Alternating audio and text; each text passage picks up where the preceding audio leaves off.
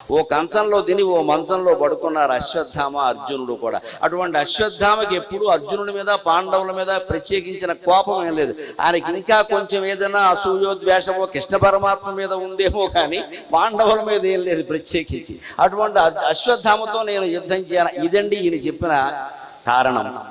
సరిగ్గా ఇది ఎటువంటి కారణమో మీరు ఆలోచించండి, మనమంతా ఆలోచించాలి. ఎందుకంటే మనం ఈ కారణాల వల్లే దొంగ పనులు చేస్తాం ఖచ్చితంగా. మా గురువులు కాబట్టి, మా శిష్యులు కాబట్టి, మా మేనమావ కాబట్టి, మా మేనల్లుడు కాబట్టి, మా ఫ్రెండ్ కాబట్టి, వాడు ఎంత డ్రగ్ మాఫియాలో ఉన్నా సరే లోపల దాచేస్తామండి, బయట పెట్టాం ఖచ్చితంగా. ఎందుకంటే మా ఫ్రెండ్ అండి, వాడు ఒకప్పుడు నాకు ఏదో సాయం చేశారండి, అందుకని పోలీసులకు దొరకకుండా వాడిని నేను లోపల పెట్టానండి. ఈ దరిద్రపు కారణం ఉంది. నీ స్నేహితుడు కదా నా అధర్మాన్ని అంగీకరించకూడదు, నీ మేనమామ కదా నా అధర్మాన్ని అంగీకరించకూడదు, నీ గురువు అయినా సరే అధర్మాన్ని అంగీకరించకూడదు. స్పష్టంగా గురువుకి చెప్పాల్సిందే. లేదు గురువుని విడిచిపెట్టి వెళ్ళిపోవలసింది. గురువు విషయంలో కూడా శాస్త్రం ఏం చెప్పింది అంటే ద్రోణాచార్యులే చెబుతాడు ఆ మాట. దుష్టుడైనను పరిత్యజింపదగును గాని గురువులను రాజులను నిందింపరాదు అంటాడు. మనకు ఆశ్రయం ఇచ్చిన రాజు దగ్గర కానీ గురువు దగ్గర కానీ మనకు అధర్మం కనపడితే నిందించొద్దు, ఇక నిందలే వద్దు. ఆయన అలాంటి వాడు ఇలాంటి వాడు అనుకో, మౌనంగా వెళ్ళిపో అక్కడి నుంచి. కానీ ఉండద్దు అన్నాడు. గురువు పాపాత్ముడైతే ఆశ్రయించి అక్కడే ఉండి ఆయనకి సేవ చేయమని చెప్పలేదండి ఏ ధర్మశాస్త్రం కూడా. పాపాత్మల్ని వ్యతిరేకించమని చెప్పారు. ఎవరినైనా సరే వ్యతిరేకించి, కానీ విధానం ఒకటి ఉంటుంది. ఏదో మామూలు రోడ్డు మీద పోయేవాడు శత్రువు అయితే వేరు, తల్లిదండ్రులు గురువులు అయితే విధానం వేరు. మన అన్నగారు ఉన్నాడు, ఏదో మహాపాపం చేసాడు, ఆయన ఏమంటాం, కొడతామా తిడతామా, అన్నయ్య నమస్కారం నేను వెళ్ళిపోవాలంతే, ఇక ఎక్కడి నుంచి మళ్ళీ వెళ్ళక్కల ఆయన ఇంటికి అంతే. ఆయన బతుకదా, ఆయన బతుకుతాడు, ఆయనకు తెలుసు. కానీ అన్నగారు కదా నా ధర్మాన్ని సమర్థించమని చెప్పాలి. అందుకని అర్జున నువ్వు చెప్పే కారణం తప్పు, ఆ కారణంతో యుద్ధం చేయి. ఎందుకంటే ఈ కారణం ఈ పెద్ద మనిషికి ఇప్పుడు గుర్తొచ్చిందండి. కాస్త లోతుల్లో గడితే తెలుస్తుంది భగవద్గీత ఎందుకు చెప్పాల్సి వస్తుందో. అంతకుముందు సభాపర్వంలో రాజసూయ యాగం చేసినప్పుడు ధర్మరాజు తప్ప నలుగురు పాండవులు 4 దిక్కులకి వెళ్ళి రాజులందరినీ జయించారు కదా.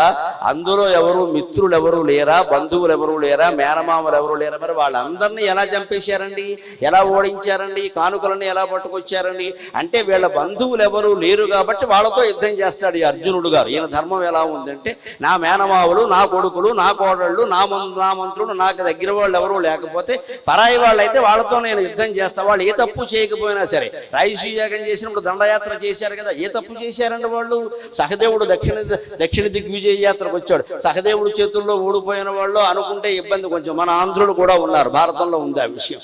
ఆంధ్ర రాజులు ఓడిపోయారో గెలిచారో మనకు అనవసరం, కానీ 5000 ఏళ్ల క్రితం నాటకే సహదేవుడితో యుద్ధం చేసే శక్తి కలిగిన జాతి ఆంధ్ర జాతి. అందుకు మనం గెలిచాలి, అది ఉంది ఖచ్చితంగా. భారతంలోనే ఉంది ఆ విషయం. ఇంకా చెప్పాలంటే విష్ణు సహస్రంలో కూడా ఉంది, చానూరాంధ్ర నిషోధన, చాలా కాలంగా ఉంది అది. అందుకని ఆంధ్రజాతి ఇప్పటిది ఏం కాదు. ఇక్కడ కొన్ని వేల ఏళ్ల క్రితం నాటిది ఆంధ్ర భాష అటువంటిది. అందుకే ఆ వేళ అందరినీ దండయాత్ర చేసి చంపేటప్పుడు ఈ కారణం చెప్పలేదు. ఎందుకని అందులో ఆచార్యులు లేరు, మేనమామలు లేరు, పుత్రులు లేరు, పౌత్రులు లేరు, దగ్గర వాళ్ళు ఎవరు లేరు. అంటే నీకు దూరం వాళ్ళు ఎవరైనా ఉంటే శుభ్రంగా ఊసకోత కోసేస్తావా? నీకు కావలసిన బంధువులు ఎవరైనా ఉంటే యుద్ధం చేయడం మానేస్తావా? అందుకని అర్జున ఆలోచించుకో, నువ్వు స్వపర భేదం చూపిస్తున్నావు, అందుకని నీది తప్పు అని వాదించాడు కృష్ణుడు. ఇది శంకరుడు రాసినటువంటి భాష్యం. శంకరుడు దీన్ని చాలా వివరించి విశేషంగా రాసుకుంటూ వచ్చారు సంస్కృతంలో. అది చదివిన ఆ అనుభవంతో చెబుతున్నటువంటి మాట ఇది. ఇది తప్పు. మీకు శంకర భాష్యంతో వేసిన భగవద్గీత రామకృష్ణ మఠం వారి పుస్తకం చూస్తే అట్ట మీద వెనక అట్ట మీద ఉంటాయి ఈ మాటలన్నీ కూడా. అంచేత యుద్ధం చెయ్యమని కానీ చెయ్యొద్దు అని కానీ కృష్ణుడు చెప్పాల. యుద్ధం చేయడానికి చెయ్యను అనడానికి నువ్వు చెబుతున్న కారణం ఉందే అది తప్పు, దాంతో యుద్ధం చేయి. సరైన కారణం ఉంటే యుద్ధం మానేయచ్చు, దాని గురించి కాదు ఇక్కడ. నువ్వు చెప్పే కారణం సరైంది కాదు. ఎందుకు సరైంది కాదు అంటే ఒక్క మాట మనం యుద్ధంలో జరిగిన విషయాలు గుర్తు చేసుకుంటే శంకర భాష్యం బాగా అర్థమవుతుంది. ఈ 2 కారణాల వల్లే మనుషులు ఏ పనైనా చేస్తారు, ఆ 2 కారణాల వల్లే మానేస్తారు కూడా. అష్టావక్ర గీతలో చెప్పిన మాట, ప్రవృత్తౌ జాయతే రాగః నివృత్తౌ ద్వేష ఏవ హి నిర్ద్వంద్వో బాలవద్ధీమాన్ ఏవమేవ వ్యవస్థితః అంటాడు అష్టావక్రులు. ఎప్పుడు ఒక పని చేయడానికి మనం ఎందుకు పూనుకుంటామంటే దాని మీద మనకేదో ఇష్టం ఉంటుంది, దానివల్ల మనకి డబ్బు వస్తుంది, దానివల్ల మనకి పేరు వస్తుంది, దానివల్ల మన వాళ్ళకి ఏదో జరుగుతుంది, లేకపోతే మన వాడుకో బాకీ ఉన్నాం. ఈ ఏ ప్రయోజనం లేకుండా ఏ పనైనా చేస్తామండి. అంచేది ప్రవృత్తౌ జాయతే రాగ, ఇష్టం ఉండబట్టే చేస్తాడు. అలాగే కొంతమంది ఒక్కోసారి కోపం వచ్చి చేసే పని మానేస్తాడు. రైతుకు కోపం వస్తే నేను ఈ పొలం దున్నను అంటాడు. ఎప్పుడు అంటాడు? పంట పండినప్పుడు అంటాడు, పండినప్పుడు అంటాడు. అంచేత నివృత్తవు ద్వేష ఏవహి.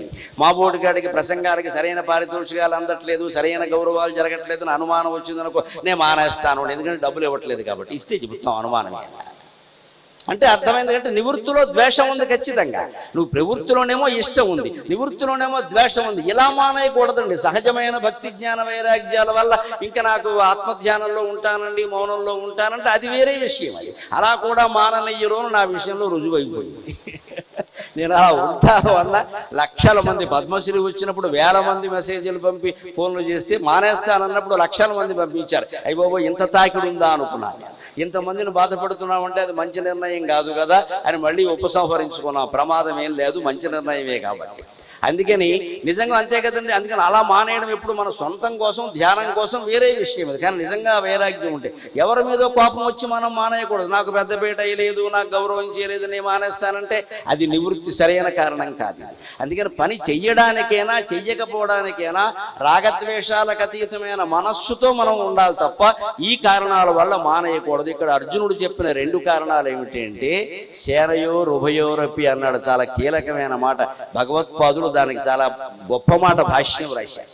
2 సైన్యాల్లోనూ ఉన్న వాళ్ళని చూసి నాకు బాధ కలుగుతుంది అన్నాడు. కౌరవ సైన్యంలో ఉన్న వాళ్ళని చంపాలి కాబట్టి, వాళ్ళు బంధువులు కాబట్టి ఈయన బాధపడితే బాధపడచ్చు కదండి. కానీ పాండవుల్లో ఉన్న వాళ్ళని చూసి బాధ ఎందుకు పడాలండి? వాళ్ళనేమి ఈయన చంపడు కదా, కౌరవులు చంపుతారు కదా. యుద్ధానికి వచ్చారు, చావడానికే వచ్చారు. వాళ్ళు యుద్ధానికి వచ్చే ముందు ఖచ్చితంగా ఇంటి దగ్గర నిర్ణయించుకుని వస్తారు, మళ్ళీ రానని చెప్పేస్తారు, వీలునామా కూడా రాసేస్తారు. అందుకే క్షత్రియ స్త్రీలు క్షత్రియుడిని యుద్ధానికి పంపేటప్పుడు మామూలుగా ఊరికే మనకి మళ్ళీ కుంకం పొట్టు ఇటు పంపరమ్మ. ఆ క్షత్రియుడి చేతిలో కత్తి ఉంటుంది కదా, ఆ కత్తి తీస్తాడు ఆయన.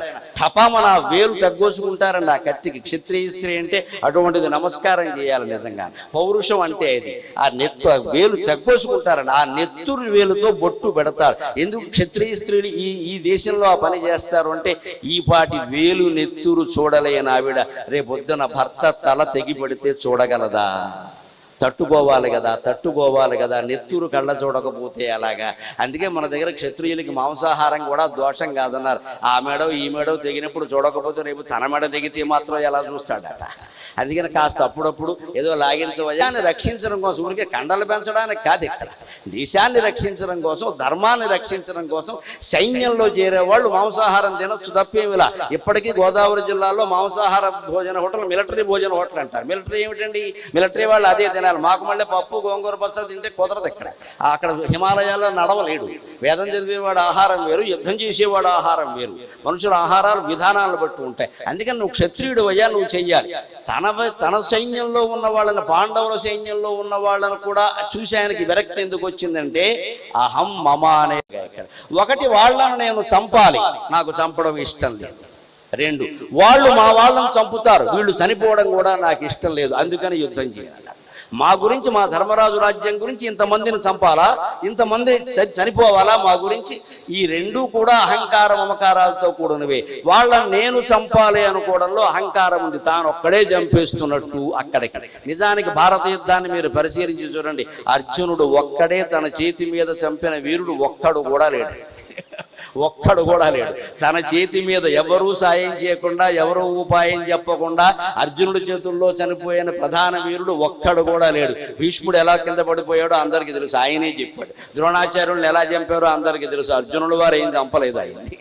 అలాగే కర్ణుడు ఎలా చనిపోయాడో అందరికీ తెలుసు. రథం పైకి లాక్కుంటూ ఉంటే బాణం వేసేయమని చెప్పారు, వేసేసాడు. వాళ్ళు లేచుంటే ఏమయ్యేదో పరిస్థితి అక్కడ. చివరికి దుర్యోధనుడు లాంటి వాడిని కూడా భీముడు తొడ కింద కొట్టి చంపవలసి వచ్చింది ఖచ్చితంగా. అందుకని ఎవరిని అర్జునుడు స్వపరాక్రమంతో చంపేసాడనడానికి ఏం లేదండి ఇక్కడ.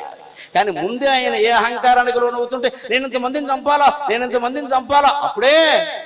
అప్పుడు ఒక్కొక్కడు చూడండి, ఇలా ఎంసెట్ పరీక్ష ఇంకా రాయకుండా నేను ఎంసెట్ అయిపోయి డాక్టర్ అయిపోవాలి. నువ్వు అయినప్పుడు రాత్రి కానీ ముందు పరీక్ష రాయి. నువ్వు డాక్టర్ అయితే ఎంతమంది పోతారో మాకు తెలుసు. ఇక్కడ నువ్వు అవ్వాలి కదా, ముందు పరీక్ష రాయవయ్యా. పరీక్ష రాయకుండానే ఇంకా అలా అంటే ఎలాగండి?